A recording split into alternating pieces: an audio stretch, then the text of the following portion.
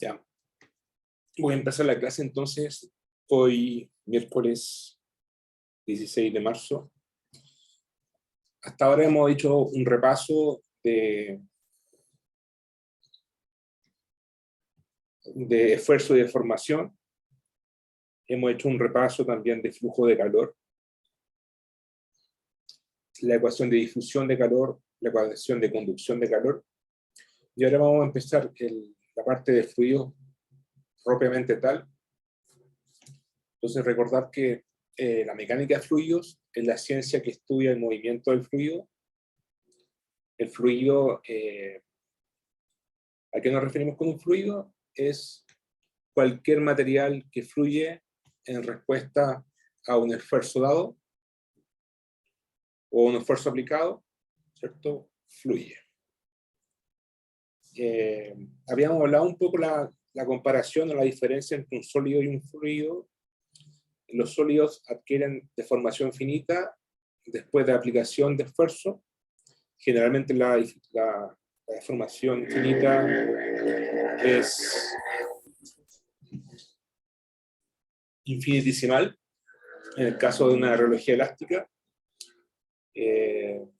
Puede ser discontinua en el caso de una deformación frágil, pero en el caso de los fluidos, la deformación es continua y puede ser de gran amplitud. ¿Ya? A los sólidos también se les asocia a las deformaciones, ¿cierto? Vimos derivamos el tensor de tasa de deformación, y los fluidos se le asocia a tasa de deformación, es decir, son variaciones del gradiente espacial de velocidad. ¿Ya? En cambio, los sólidos son gradientes espaciales de desplazamientos. En fluidos son variaciones espaciales de velocidad, que es lo mismo que una tasa de deformación. Esas son las diferencias. El fluido más simple estudiado en física es el fluido newtoniano o fluido lineal, en que los esfuerzos o el tensor de esfuerzos se relaciona linealmente con la tasa de deformación. Acá hay un error, en la tasa de deformación ya al punto, eta es la viscosidad que es constante, ¿ya? Por eso es lineal. Es un fluido newtoniano. Los fluidos se basan en la conservación de masa, conservación del momento y de energía, y además considera una ley constitutiva. Ya, esa ley constitutiva la vamos a pasar, y también la ley de conservación de masa, momento y energía. Con toda esa, en realidad aquí vemos que hay 4 ecuaciones: conservación de masa, momento, energía y constitutiva. Con esas 4 ecuaciones se puede derivar la ecuación de Navier-Stokes, que describe cómo se mueve un fluido bajo las ciertas fuerzas aplicadas.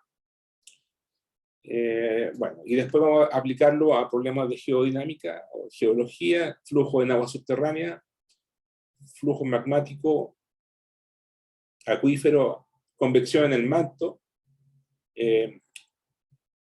flujos en la astenósfera,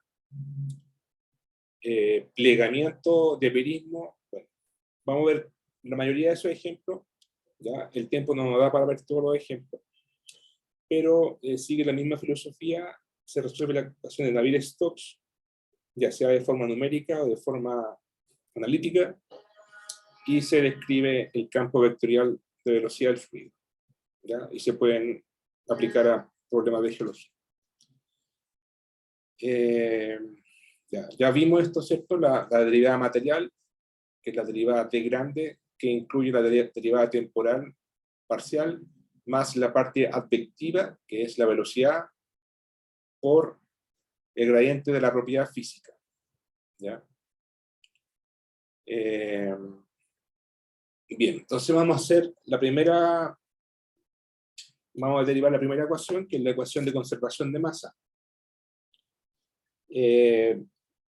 Ustedes tienen, por ejemplo, acá tenemos un cubo de volumen dQ1, dx1 por dx2 por dx3, ¿cierto? Y estamos en un eje cartesiano, y supongamos, por ejemplo, que está entrando por el lado izquierdo, por la cara, que la vamos a llamar A1, está entrando un fluido con velocidad v sub, con componente v sub 2, ¿ya? En la según x2.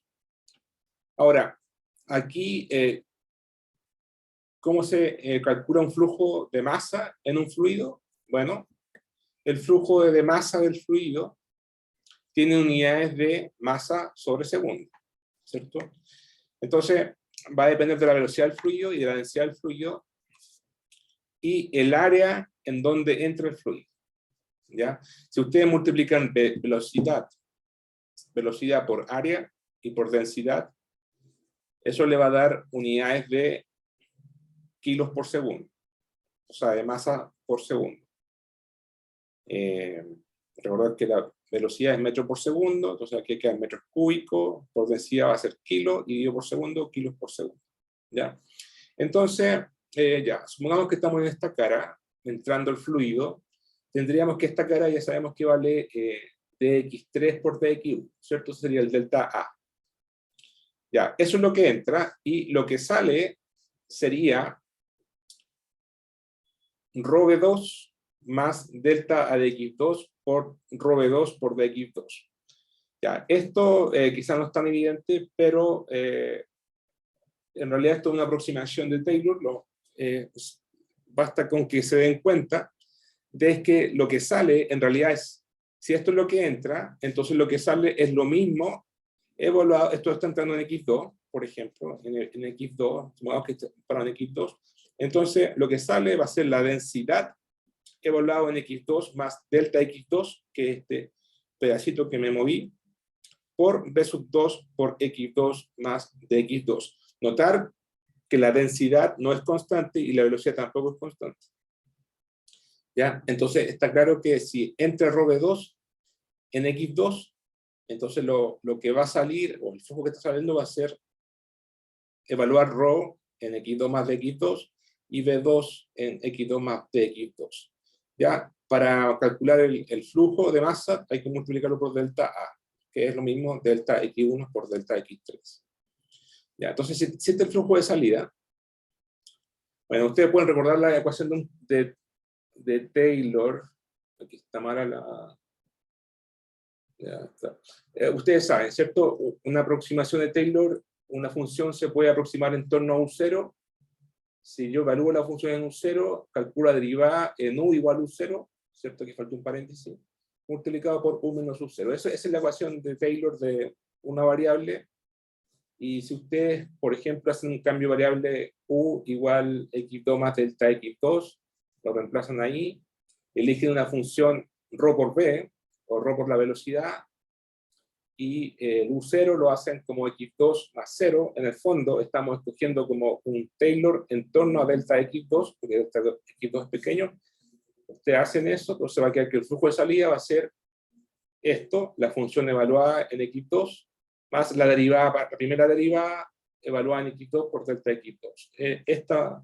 Esto viene de un Taylor, ¿ya? Entonces, esto que está acá es justo lo que está aquí. Ya es para que vean dónde sale. Simplemente una aproximación de primer orden con delta x2 pequeño, y este flujo de salida es esto más este término que es la primera derivada evaluada en el punto por delta x2. Ya este flujo de salida, este es el flujo de entrada. Entonces, si queremos calcular el flujo de salida en toda la cara, tenemos que multiplicar esto por el área, que sería rho v2 más la derivada de delta rho v2 a dx2 por dx2, multiplicado por el delta A, que es de x1 a delta x3. Entonces, si yo resto, en realidad esto no es A2, esto es A2, 2 puntos. Si yo resto el flujo de salida o el flujo de entrada, o sea, basta con ver esta figura. Si yo resto el flujo de entrada menos el flujo de salida, ¿ya? Sería eso menos todo esto, o sea, se va a los ROV2, ¿cierto? Entonces, el flujo de entrada menos el flujo de salida va a quedar, este se va a ir, me va a quedar el menos delta a delta x2 por ROV2 por el dx2 que tenía acá. Entonces, con este dx1, dx3, me va a quedar dx1, dx2, dx3, delta b, que en el fondo es el elemento de volumen del cubo, y aquí puse que es la dirección x2. ¿Ya? Entonces, ese es el flujo de entrada menos el flujo de salida. Notar que el fluido siempre va a ir de un lugar de mayor presión a uno de menor presión. Ya apunta en el sentido contrario. Bueno, esto es según x2.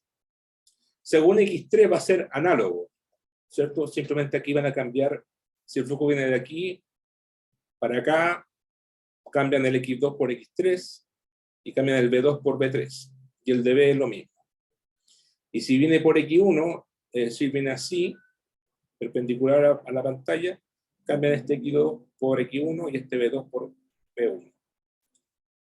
Lo que está acá, flujo de entrada según x1 va a ser menos delta x1, rho b1 por db, y según x3 va a ser menos delta x3 por rho b3 por db. Ahora, si yo sumo todos los flujos en realidad esto es una componente, ¿ya? No es un vector, esto es la componente x2, ¿ya?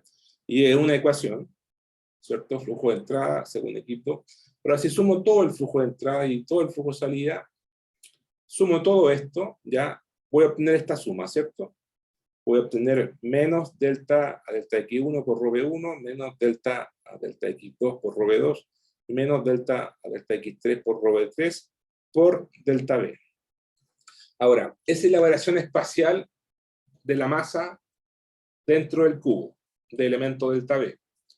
Eso tiene que ser igual a la variación de masa en el tiempo, es decir, la variación de rho a dt por delta b. Esa es la variación de masa en el cubo temporal, ¿cierto?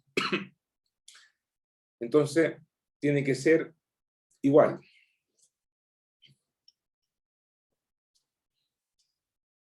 ¿Ya? Ahora, esto que está acá, ¿qué es lo que es matemáticamente?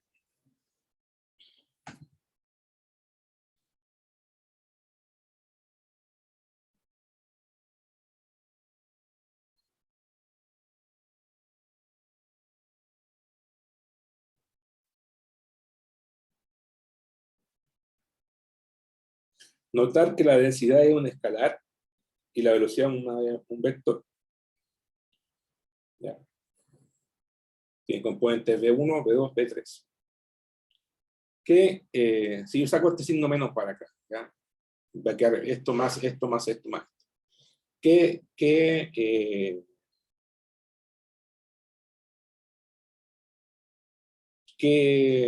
matemáticamente es esto?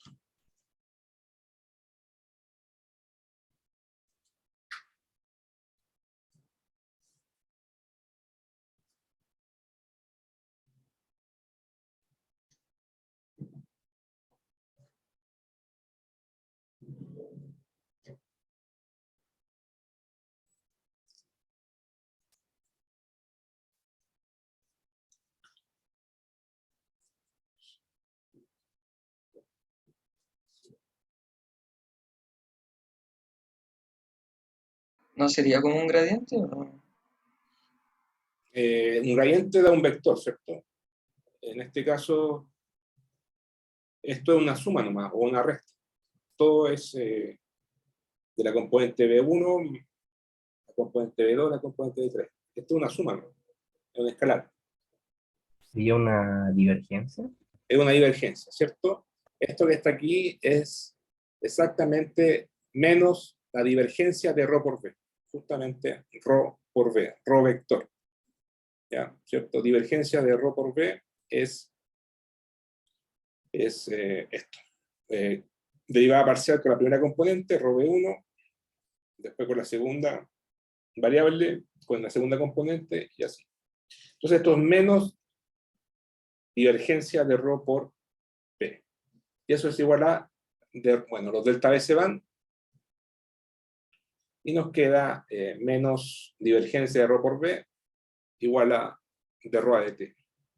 Si yo aplico la divergencia como un operador lineal, entonces me queda delta ρ, bueno, paso para allá, me queda delta ρ por velocidad más densidad por gradiente de velocidad.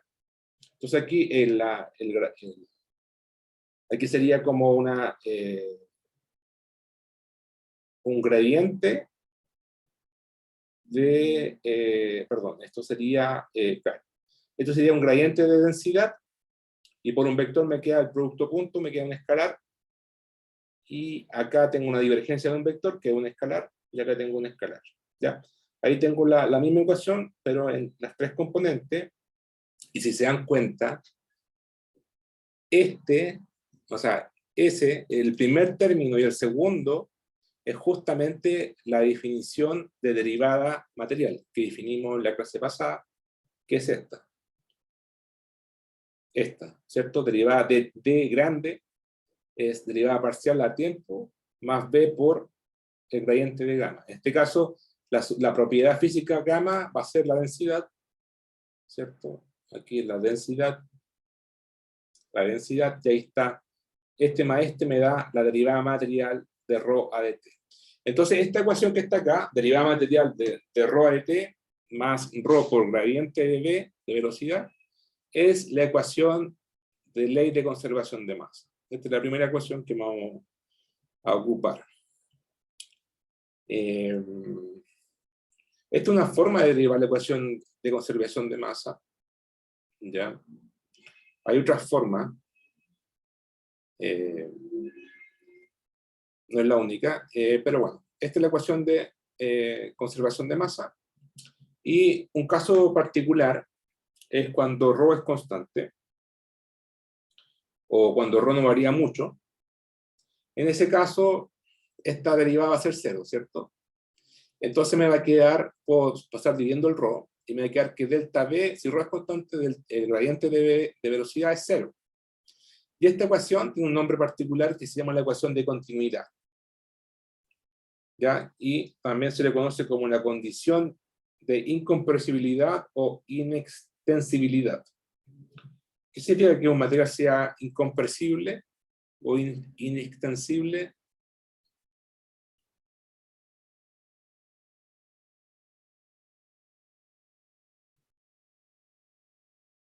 Bueno, el nombre lo dice, que no se puede comprimir y que no se puede extender. ¿Algún ejemplo que se le ocurra que no se pueda, un material que no se pueda comprimir?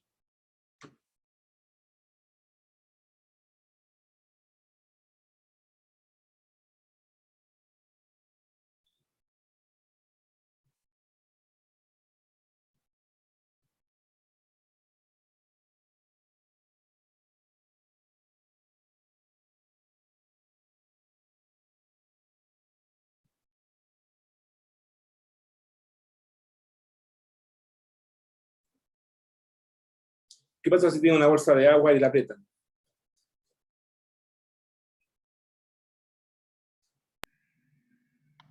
No se puede comprimir, No se puede comprimir, se chorrea, ¿cierto?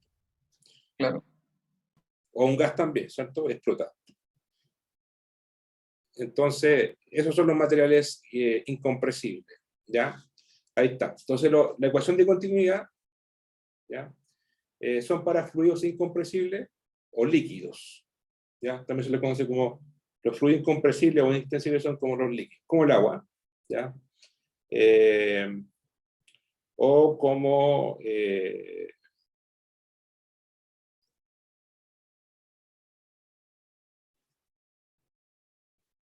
claro, el agua, el aceite se considera un fluido incompresible. ¿Por qué? Porque su volumen es bueno,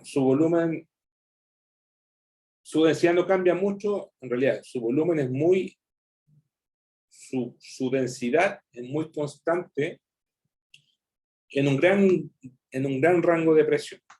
Por ejemplo, la densidad del agua de mar, si pensamos en un océano, que es lo más grande de agua que podemos pensar, o en un lago, la densidad del agua no varía mucho desde arriba hacia abajo. Son grandes presiones hidrostáticas. ¿Ya? No varía mucho su densidad. ¿Ya? Su densidad no varía mucho. Obviamente el peso del agua sobreyacente va a ser muy pesada, pero la densidad, porque es una columna larga, pero la partícula del agua por sí sola, su densidad no cambia mucho. ¿Ya? A diferencia de las rocas. ¿Ya? Una roca profunda es bastante densa comparada con una roca que está arriba, que es bastante liviana. ¿Ya? Entonces, los líquidos que toman la forma de su contenedor, por ejemplo, un contenedor puede ser un vaso, el agua toma la forma del vaso, igual que el aceite, ya que son los líquidos, esos son considerados como fluidos incompresibles. ¿Ya? Agua, aceite. Bueno, un gas se puede comprimir, entiendo. En todo caso, se lo dejo al oxígeno, el aire, que es la atmósfera, ¿ya? El CO2, todo eso, se lo dejo a la segunda parte del curso a Ricardo Muñoz, que es el meteorólogo. ¿Ya? Nosotros aquí vamos a trabajar con rocas y con magma. ¿Ya? Y en algunos casos se puede aplicar la ecuación de continuidad. ¿Ya? Va a depender del problema que estamos viendo. Si estamos teniendo acuíferos, por ejemplo, o podemos aplicar la ecuación de continuidad. Si es un flujo muy líquido, también. Un fluido muy líquido se puede aplicar la ecuación de continuidad. Si no, se aplica la ecuación de la ley de conservación de masa, que es esta. ¿Ya? Entonces ahí tenemos la primera ecuación. ¿Ya? La ley de conservación de masa. Que la vamos a ocupar.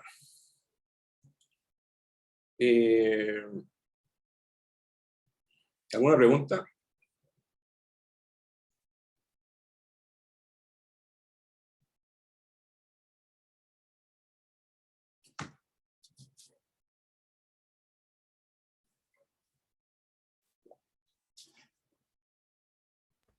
No por mi parte.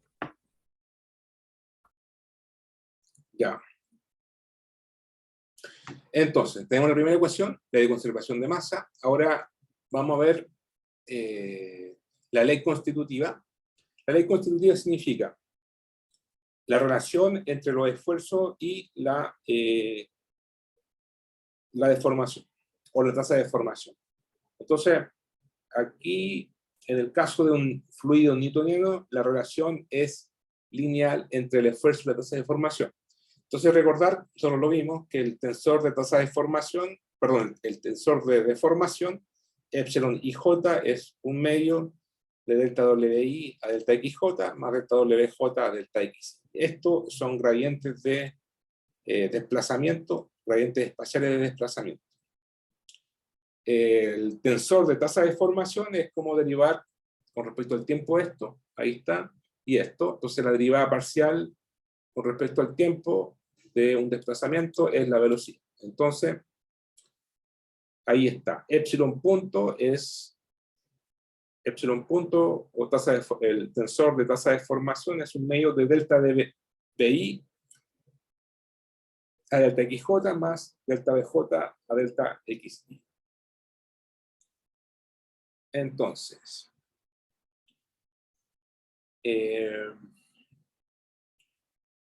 esta ecuación que está acá es para un sólido elástico, ¿ya? Es una ley constitutiva.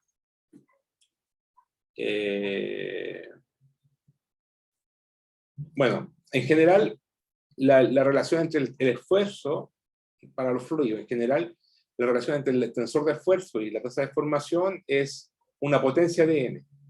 ¿Ya? Si n es igual a 1, es lineal. Y ese es el caso de un fluido newtoniano, que es lo que vamos a estudiar en este curso. Si n, puede ser que n sea cuadrático o cúbico o cualquier otra potencia, entonces ahí no es un fluido newtoniano, es un fluido más complicado. ¿Ya? Pero en la Tierra se trabaja con fluidos newtonianos. ¿Ya? Esto que está acá Fíjese que acá no es epsilon punto, es epsilon normal, y esto es para un sólido. Ya solamente para que recuerden la fórmula de un sólido, una relación lineal, tau y j, gamma, epsilon k sub k, esto es la notación de Einstein, y epsilon de k sub k es simplemente, bueno, la pueden derivar de acá, reemplazan I por K y J por K, y le va a quedar delta WK dividido por delta K, pero se subentiende que esto es una suma de 1 a 3, es decir, esto es epsilon 1, 1, más epsilon 2, 2, más epsilon 3, 3. ¿Ya? Que es, esto es epsilon K sub K. No sé si requiere más explicación. Es que es notación de Einstein, ¿ya? Esto es suma sobre K. Entonces es epsilon 1, 1 más epsilon 2, 2 más epsilon 3, 3. Y epsilon 1, 1, 1, por ejemplo, lo sacan de acá.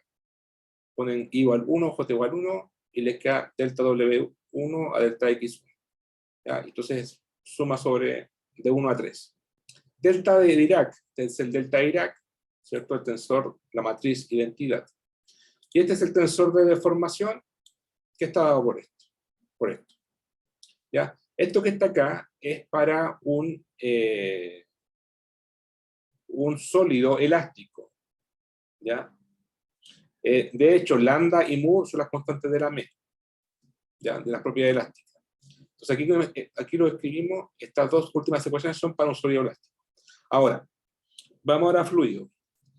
Para un fluido sin fricción, ¿ya? Es decir, un fluido ideal es un fluido sin fricción, ¿ya? Un fluido ideal, es decir, tiene viscosidad cero. Eso significa un fluido ideal, o con viscosidad muy baja. En ese caso, también lo vimos, el campo de esfuerzo de ese fluido es simplemente igual a menos P, porque la presión de fluido apunta hacia adentro del cuerpo, por la delta Dirac, que es la matriz de identidad. ¿Cierto? Esto sería para un fluido sin fricción o un fluido ideal sin viscosidad. Pero para el caso de un fluido viscoso, en general, debemos agregar, notar que esto es como la componente isotrópica, ¿cierto? Un fluido sin fricción, un fluido ideal, es como un fluido isotrópico. Tienes en toda dirección vale lo mismo. Ahora, si ponemos fricción, es decir, ponemos un fluido viscoso, el fluido es viscoso, no es ideal, entonces hay que agregarle la componente de viscosidad, y aparece esta tremenda matriz, ¿ya? Bueno, esto es más que una matriz, es un matroide. Es un tensor, ¿ya? Esto es un tensor de orden 2, tiene 9 componentes. Esta es la tasa de formación, epsilon punto, tiene 3 componentes, tiene 9 componentes, este también 9 componentes, pero este tensor tiene 3 elevado a 2 más 2, o sea, 81 componentes. ¿Ya? Y ese tremendo tensor se llama DIJKL, que es el tensor de constantes viscosas. ¿Ya? Y tiene las constantes viscosas del fluido. Ese tensor tiene 81 componentes, ¿ya? Pero como el fluido es simétrico, hay conservación de masa, energía, se puede reducir a 2 constantes. Esto es muy análogo a elasticidad, ¿ya? Se puede reducir a 2 constantes elásticas que son lambda prima y mu prima. Entonces, la ecuación constitutiva del fluido, es decir, la relación entre los esfuerzos y la tasa de formación, queda simplemente así. ¿Ya? Queda como tau y j menos p, que es la parte isotrópica, más lambda prima. Lambda prima se le conoce como el segundo coeficiente de viscosidad. ¿Ya? Ese es el nombre. Epsilon punto, K sub K, es la traza del tensor de tasa de deformación, por eso es la traza, es la suma de las diagonales, más 2 mu prima por el tensor de tasa de deformación, donde mu prima es la viscosidad dinámica, más conocido como eta. ¿Ya? La viscosidad dinámica, ¿qué es lo que es la viscosidad de un fluido? Como la resistencia que tiene a fluir. Exactamente, la resistencia del fluido a deformarse o a fluir, ¿cierto? Eso es la viscosidad dinámica. ¿Ya? Entonces, esta es la ecuación constitutiva. ¿Ya? La vamos a ordenar un poco.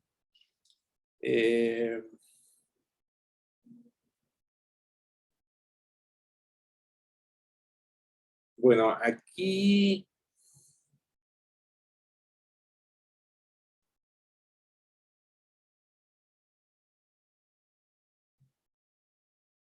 Sí, esto lo voy a dejar para la próxima clase. ¿Ya? No es grave. Pensemos en esta ecuación. Entonces, vamos a hacer una observación. Primero, la viscosidad dinámica, como dijimos, es la resistencia de un fluido a la deformación. Para el caso de un fluido perfecto, la viscosidad es cero, ¿cierto? Es un fluido ideal, sin fricción. Más perfecto que el agua. Ya no sé qué, fluido ideal. Ahora, desde el punto de vista sólido, el módulo de rigidez, mu, no confundir mu con mu prima, el módulo de rigidez, mu, tiene un E0, ¿cierto? Ustedes lo saben. Cualquier fluido, ya sea viscoso o no viscoso, no se puede deformar con cisalle, ¿cierto? No se le puede aplicar deformación de cisalle. No se le puede aplicar un esfuerzo tangencial, ¿cierto? Entonces, el cisalle, el módulo de rigidez, mu es cero. Y en cambio, para un fluido viscoso, mu prima, o sea, viscosidad, no es cero, pero mu sí es cero, ¿ya? Porque mu es, esto tiene unidades de viscosidad, o sea, claro, esto es viscosidad. La viscosidad, todo esto tiene unidades de ¿qué? De Pascal, cuando aquí la pueden ver, ¿no? ¿Qué unidades tiene mu? Pascal por segundo, ¿cierto? Presión sobre segundo. O sea, Pascal por segundo. Eso es una unidad de la viscosidad, Pascal por segundo. O presión por segundo. El caso de módulo rigidez tiene unidades de presión. ¿Ya? Pascales, gigapascal. Además son distintas unidades. ¿Ya? Solamente es por la nomenclatura, para no confundirse. ¿Ya? Por eso hago la diferencia. Mu prima es eta. ¿Ya? Y el mu solo es la segunda constante de la M, que es el módulo de rigidez, y tiene unidad de pascales. Y es cero siempre para un fluido, ya sea viscoso o no viscoso. En el caso para un fluido ideal, ya sea mu prima y mu, ambas son cero. ¿Ya? Esa es una observación. Ya. Entonces, volviendo a nuestra ecuación constitutiva, aquí está. Entonces podemos ver que esta es la parte isotrópica, y esta parte, la parte no isotrópica, ¿qué sería? Del tensor de esfuerzo.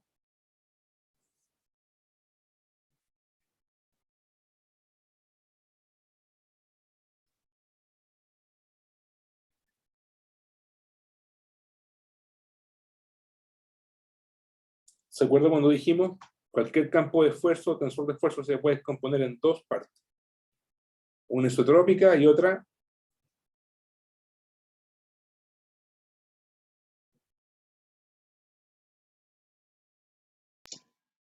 Se me olvidó el nombre de la otra. ¿De diatórica? deviatórica, ¿cierto? Entonces esto se puede considerar como la parte isotrópica y esta es la parte deviatórica. Entonces, si yo paso esto para la izquierda, me va a quedar esto, ¿cierto? O sea, pasé para la izquierda, campo total más el P. Entonces, lo que queda es esto, y eso es justamente el derivatórico, ¿cierto? El tensor derivatórico. Bien. Ahora sí, consideramos la componente 1, 2 y 3 del esfuerzo derivatórico, o sea, esto, ¿cierto? Nos quedaría notar que esto es un escalar, es la traza del tensor de tasa de formación. Por eso no cambia acá K sub K. Esto es I igual 1 y J igual 1. Ya, entonces aquí hacemos I igual 1, J igual 1, nos queda esto otro, nos queda esto otro, ¿cierto? Entonces, si yo sumo estas tres componentes, sumo hacia abajo, esto más esto es justamente la traza del tensor derivatórico, de esfuerzo derivatórico, ¿cierto? Por eso queda T sub K sub K, por eso suma sobre K, de 1 a 3, derivatórico, y aquí queda 3 veces lambda prima por epsilon punto K sub K. Y aquí, bueno, justamente epsilon 1 más epsilon 2 más epsilon 3 es justamente epsilon punto K sub K, punto, es decir, es la traza del tensor de tasa de formación. Entonces yo puedo factorizar aquí por epsilon punto K sub K, y me queda, bueno, me va a quedar igual epsilon punto K sub K, factor de 3 lambda prima más 2 mu prima. Ya, eso, hasta ahí estamos claros, pero la pregunta es, ¿cuánto vale el tensor, la traza del tensor de esfuerzo derivatórico? Es decir, la suma de este más este más este. En el fondo estoy sumando todas las normales. O sea, toda la diagonal, ¿cierto? La traza. Bueno, ahí es 0, ¿ya? Le digo que es 0. ¿Cómo se puede ver eso? Bueno, por definición de tensor de formas, por definición de tensor de esfuerzo derivatórico, es el campo total, ¿cierto? El campo total menos P dividido por 3, es decir, la tasa, es decir, la traza, ¿cierto? La traza que es de J1 igual a 3, de T sub JJ, dividido por 3, es decir, el promedio. Eso es, todo esto es el tensor derivatórico. La ecuación que vimos en la clase pasada, o antepasada. No sé si la quieren, la voy a proyectar para que se acuerden. Pero no.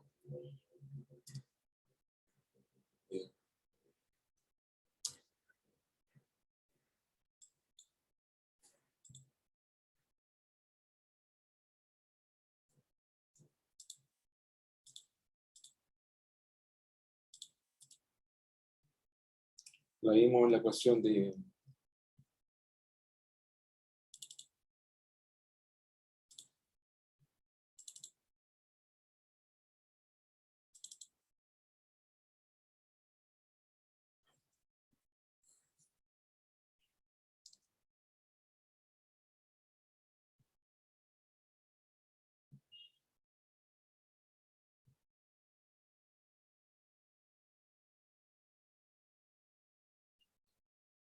Ahí está, ¿cierto? Esfuerzo diatórico es el campo total menos P por delta IJ, donde P es, bueno, es el promedio de sigma 1 más sigma 2 más sigma 3 dividido por 3. ¿Ya? Y eso es justamente lo que estoy mostrando acá.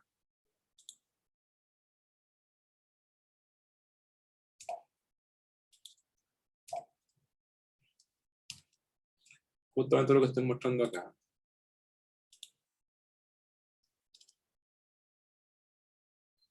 Ahí está. La traza dividido por 3 es P. Y aquí tengo T sub I. Entonces suma de I igual 1 a 3. Entonces si ustedes suman acá, esto es una constante, suman acá, le va a dar T11 menos P. Después aquí, más T22 menos P más, etcétera. Si ustedes hacen esta suma, le va a dar 0. ¿Ya? Le va a dar 0. Porque sumar este 3 veces le va a dar P, y esto le va a dar 3 veces P dividido por 3, P menos P, 0. ¿Ya? Entonces, conclusión, en otras palabras, el esfuerzo diatórico, sus componentes normales, su suma es 0. ¿Ya? Es decir, prevalece la parte de cizalla, eso lo habíamos discutido. Conclusión, si Tk sub k vale 0, es decir, esto vale 0, entonces todo esto vale 0. Entonces, aquí nos queda un producto. 3 lambda prima más 2 mu prima por epsilon punto k sub k igual 0. Entonces tenemos dos opciones. Todo esto es 0 o esto es 0. En el caso, si esto es 0, epsilon punto k sub k es 0, entonces estamos diciendo que el fluido cumple la ecuación de continuidad. O sea, es un líquido. ¿Por qué? Porque epsilon punto punto, por definición de epsilon punto, que es esto, si ustedes aquí reemplazan I por K sub K, ¿ya? Y hacen la suma sobre K, le va a dar la divergencia de B. Le va a dar delta B1 a delta X1, más delta B2 a delta X2, más delta B3 a delta X3. Y eso es justamente la divergencia de B, del campo, de la velocidad. Entonces, epsilon punto K sub K es justamente, ahí está, esto es justamente el campo de velocidad. Y si esto es 0 por esta ecuación, entonces estamos justamente hablando de la ecuación de continuidad. ¿Ya? Entonces, que es un caso de un líquido. Recordad que esta es la ecuación de continuidad, ¿cierto? La vimos recién. Ahí está. La divergencia de la velocidad igual a 0. Entonces, ese sería un caso en que esto es 0. Entonces, pero podría ser que no es un líquido, sino que es un fluido cualquiera. Entonces, en ese caso, esto no sería 0. ¿Ya? Estamos hablando del segundo caso. Entonces, si esto no es 0, entonces esto es 0. Es decir, 3 lambda prima más 2 prima igual 0. Esta ecuación se conoce como la condición de Stokes. ¿Ya? Condición de Stokes. Y si ustedes despejan aquí lambda prima, le va a dar que lambda prima vale menos 2 mu prima tercio, ¿cierto? Entonces podemos reescribir esto, que está acá, que es el diatórico, lo podemos reescribir, reemplazar lo que vale la lambda prima. Lambda prima valdría, dijimos aquí, despejamos, valdría menos 2 mu prima dividido por 3. Entonces ahí está el menos 2, 3 por mu prima, ¿cierto? Y nos quedaría esta ecuación. Epsilon punto K sub K por delta IJ más 2 mu prima. Estoy ocupando esta ecuación de acá. Esa. Ya, entonces ya despejé lambda prima, reemplacé lambda prima, y nos queda esto. Factorizamos por 2 mu prima, y nos queda epsilon punto IJ menos epsilon punto K sub K dividido por 3, delta IJ. Fíjense en esta ecuación, y compárenla con esta. Aquí el K sub K es suma sobre 3. ¿Ya? ¿Qué es esto?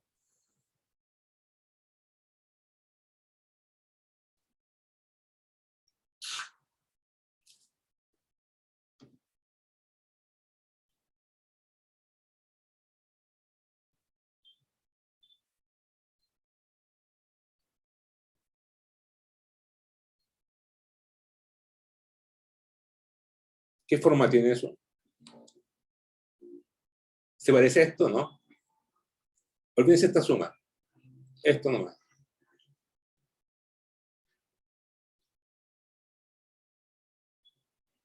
Sí, sí, se parece. Eso Pero, es, profe, igual ahí... no, nada. sería entonces un tensor de tasa de deformación. ¿Con qué apellido?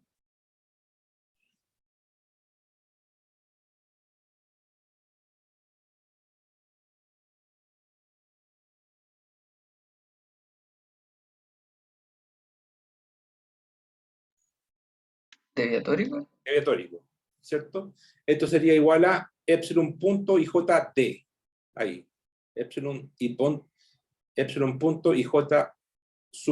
o sobreíndice D. Es decir, esto. Notar que epsilon punto IJ menos epsilon punto K sub K, delta IJ sería epsilon punto IJD. Por lo tanto, el tensor de esfuerzo diatórico sería igual a 2 mu prima, porque aquí tengo el 2 mu prima, por el epsilon punto IJD IJ. ¿Ya? Entonces aquí es la observación que quería hacer notar. Esta ecuación es más conocida en los fluidos viscosos, newtonianos. Mu prima es la viscosidad, eta. Eta, ya dijimos lo que es la resistencia del material a fluir, y tiene unidades de Pascal por segundo. ¿Ya? Pascal por segundo. Entonces, si queremos ver las propiedades viscosas del material, ocupamos el de diatórico. ¿Ya? Ahora, si queremos ver todo el sistema, tenemos que incluir la parte isotrópica, y tenemos el campo total de esfuerzo. Entonces ahí hay que diferenciar el tensor de esfuerzo diatórico y el tensor de esfuerzo total. Ya, o sea, habría que sumarle simplemente la parte isotrópica, y la parte isotrópica es sumarle la presión de fluido que está acá. Esta. ¿Ya? Entonces esa es la componente. Pero bueno, en resumen, lo que tiene que quedarle para esta clase, bueno, primero tiene que acordarse de esto, de la ecuación de conservación de masa, ecuación 1, ecuación 2, la ecuación de continuidad, y la ecuación constitutiva de un fluido, que es esta, ¿ya? Y para el caso diatórico es esta, ¿ya? Esas son las cosas que tienen que recordar. Y bueno, veamos qué es lo que es la viscosidad. Esa ya dijimos que la resistencia, viscosidad dinámica, ¿ya? Dinámica. Ahí vamos a hacer la diferencia después con la viscosidad cinemática. Son distintas. Dinámica porque está asociada a la fuerza, a los esfuerzos. Y esta es la resistencia a la deformación, tiene unidades de Pascal por segundo. Y algunos ejemplos. El manto tiene tiene valores de viscosidad. ¿Qué es lo que es un Poise? A veces en los libros aparece la variable Poise. Y un Poise es, ahí está, 10 Poise es un Pascal por segundo. ¿Ya? O sea, el Pascal por segundo es una unidad internacional, pero se ocupa bastante el 10 elevado a Poise. O sea, el 10 Poise es un Pascal por segundo. O un Poise es 0,1 Pascal por segundo. ¿Ya? El manto tiene una tremenda viscosidad, tremenda, 10 elevado a 21, entre 10 elevado a 21 y 10 elevado a 22. No es constante, ¿ya? Varía, pero ese es el orden de magnitud, es muy alta. El agua es bastante pequeña, comparado con el manto, claramente. Es bastante ideal, un líquido el agua. Tiene 10 elevado a menos 2 Poise, ¿ya? El vidrio es bastante viscoso, tiene una viscosidad de 10 elevado a 19. El vidrio se puede derretir y se comporta en un fluido, cuando se calienta. La sal pura también es bastante viscosa, tiene el 10 elevado a 21 Poise. La sal en la roca, no pura, es menos densa, o sea, menos viscosa. Tiene 10 elevado a 17 Poise. ¿Ya? ¿Cómo sabemos que la sal es viscosa? Bueno, porque en geología, en la naturaleza, encontramos domos de sal. Domos de sal son como plumas. ¿Cómo se forman los domos de sal? Bueno, yo tengo una capa de sal, ya, originalmente, y con el tiempo, esa capa de sal se rellena con sedimento, pensemos en arena, por ejemplo, y se forma una capa de arena sobre la capa de sal, que ejerce un peso sobre la capa de sal, ¿ya? Pero la densidad de la arena es mayor que la densidad de la sal. Ahora, si tengo algo más pesado arriba y abajo algo más liviano, ¿qué va a pasar? O sea, es algo que es gravitacionalmente inestable. ¿cierto? De ahí viene el nombre inestabilidad gravitacional. Si inestable, porque lo más pesado tiene que estar abajo y lo más liviano tiene que ir arriba. Pero si fuera un sólido sobre algo más, si tengo, por ejemplo, un papel y arriba tengo un libro, no va a pasar nada porque son sólidos. ¿Ya? Pero si es un fluido lo que está abajo, va a tender a fluir. ¿Ya? Entonces, ¿qué va a pasar? Es lo mismo cuando ustedes calientan el agua. Están cocinando, calientan la olla y el agua fría, el agua está fría. Se calienta y el agua que está abajo se calienta primero y como se calienta se hace menos densa y si se hace menos densa tiende a subir y el agua fría tiende a bajar. ¿Ya? Eso ocurre cuando hay inestabilidad. Bueno, en este caso la densidad de la arena es menor que la densidad de la sal. Y además la sal se comporta como un fluido en tiempo geológico, ya en varios cientos de años, miles de años. Entonces empieza a levantarse, a subir la sal y se forman plumas. Estas plumas, o sea, tienen forma de pluma, como de globo, y tiende a subir en el tiempo. Ya no es rápido, es un proceso lento. Mientras más alta la viscosidad, va a ser más lento la formación de la pluma. Y esta pluma, que finalmente llega a la superficie, y ahí está el domo de sal que se puede ver en superficie, los salares se pueden apreciar. Así se forman los domos de sal, ya es un proceso viscoso. ¿Ya? Este problema lo vamos a ver, este es el problema del diapiro, ¿ya? Un diapiro de sal. Este problema lo vamos a ver una vez que veamos toda la ecuación, una vez que deduzcamos la ecuación de Navier-Stokes. ¿Ya? Pero esos son los valores algunos valores de viscosidad, y se pueden obtener en el laboratorio. Y eso. ¿Alguna pregunta?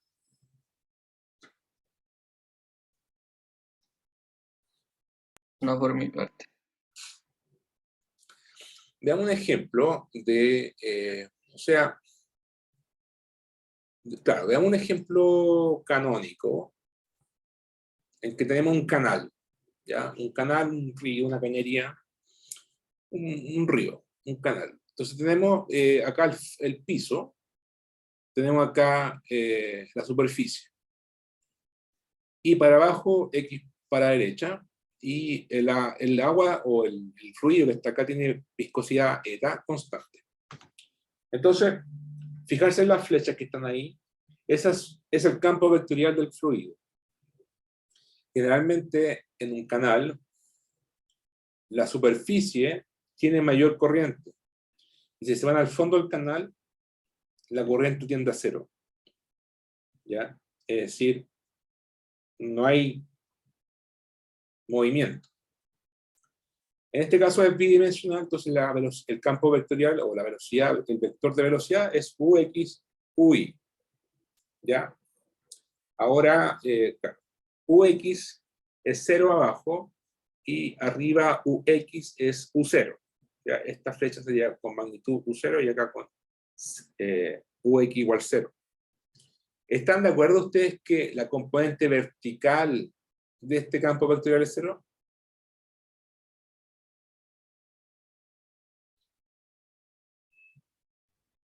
¿Sí? Sí, ¿por qué? Porque las flechas van solamente para la derecha. No hay componente vertical. Ya, entonces U sub I es 0.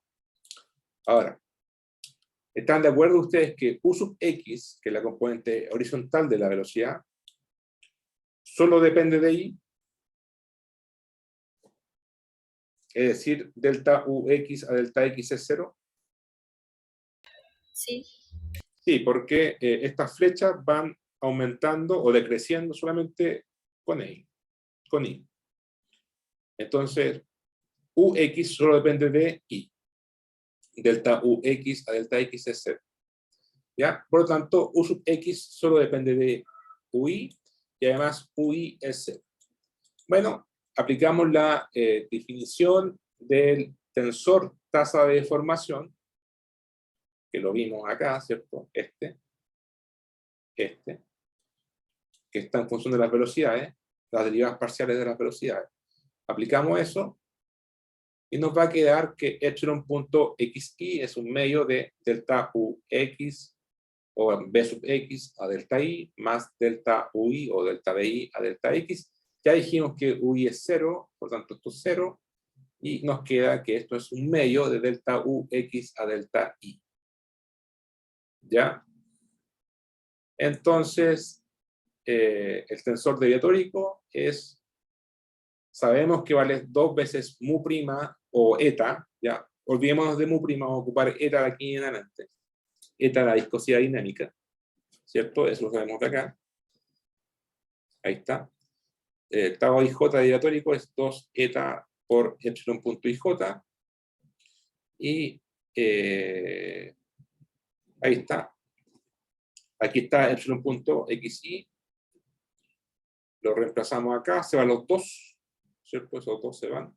Y nos queda que el esfuerzo de cisalle, deviatórico de cisalle, en realidad, el no isotrópico, depende de I, ¿cierto? Obvio. Y vale eta por delta ux a delta I. ¿Ya? Este es un ejemplo. Entonces, esto quiere decir que el esfuerzo de cisalle es proporcional a la viscosidad y al gradiente espacial vertical de ux, en este caso. Ya, un ejemplo. Ya, entonces, el campo de esfuerzo de cisalle, ahí está, el esfuerzo de cisalle, es proporcional a la viscosidad y al gradiente espacial vertical de ux. Ya, ese es un ejemplo. Entonces, hemos visto hasta ahora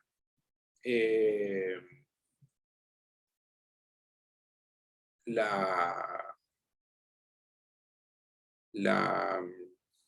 ecuación de continuidad, la ley de conservación de masa, la ley constitutiva y la del esfuerzo deviatórico en función del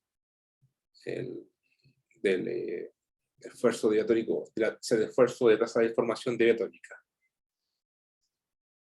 Ya. Bueno, faltan ecuaciones todavía, porque hay que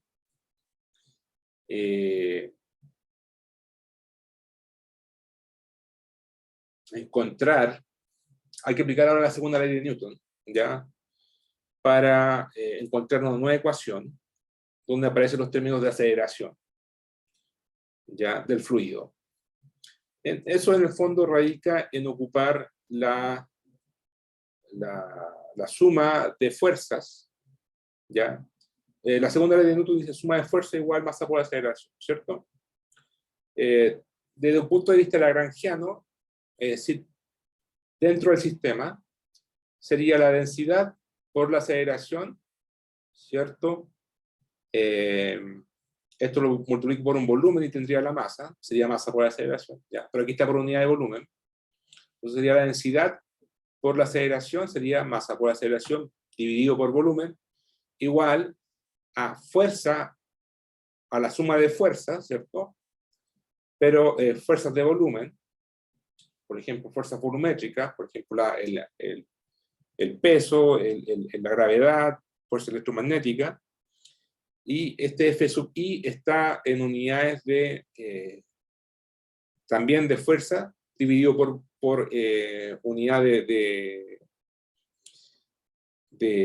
volumen, ¿ya? Y además de las fuerzas de volumen, están las fuerzas superficiales. Entonces tenemos que sumar de todas las fuerzas, están las fuerzas de volumen y las fuerzas superficiales. Y eso es masa por aceleración. Eso cuando estamos fuera del sistema. Si estuviéramos dentro del sistema, estas derivadas parciales de delta de I a delta t se transforman en derivadas materiales, en la parte de la velocidad. ¿Ya? Bueno, esto mejor lo voy a explicar en la próxima clase, ¿ya? Con detalles de cómo se deriva la ecuación, esta es la ecuación de movimiento para un fluido. Aquí, en el fondo, la filosofía de esto es que es la densidad por la aceleración igual a las fuerzas del sistema, las fuerzas inerciales, más las fuerzas superficiales. Las fuerzas superficiales están aplicadas sobre la superficie del material y son en el fondo gradientes de esfuerzos. ¿Ya? Entonces son como gradientes de presión, mientras que las fuerzas son aplicadas a cada partícula del cuerpo, o del fluido en este caso. Entonces voy a explicar bien de dónde nacen estas ecuaciones en la próxima clase, y vamos a derivar la ecuación de movimiento de un fluido, la ecuación de continuidad ya la dedujimos. Esta es la ecuación constitutiva. Esta que está acá es lo mismo que esto. Que esto. Menos P por la matriz de identidad, ¿cierto? Pero ya encontramos una relación entre lambda prima y mu prima, entonces es esto. Ahí está. Entonces es lo mismo que esto que está acá. Menos P por la identidad más 2 veces eta epsilon punto. Esta es la ley constitutiva, esta es la ley de continuidad y el ley atómico. ¿Ya? Esta la vamos a ver la próxima semana, la próxima clase, que es el martes.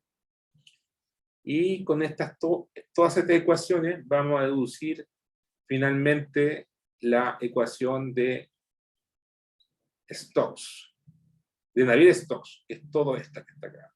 ¿Ya? Y con toda esta ecuación podemos trabajar cualquier fluido y calcular su campo vectorial de velocidad. ¿Ya? Entonces eso voy a seguir la próxima clase. ¿Alguna pregunta? ¿Comentario? ¿Duda? Mañana auxiliar, entonces. Mañana auxiliar en la mañana, a las 10:15, presencial. Tú, Camilo. Espero que le den la sala. ¿No?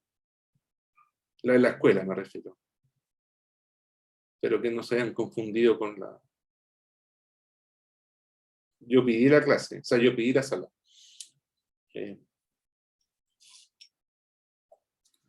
Bueno, vamos a ver. ¿Alguna pregunta?